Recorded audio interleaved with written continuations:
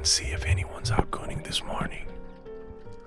Whoa, what's that red-looking kelp? Gross, it's squishy squashy.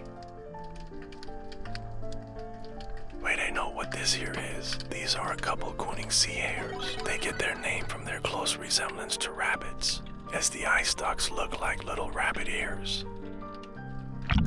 Wait, I heard a fishy.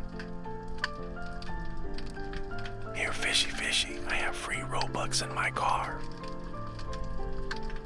That's it, a little closer.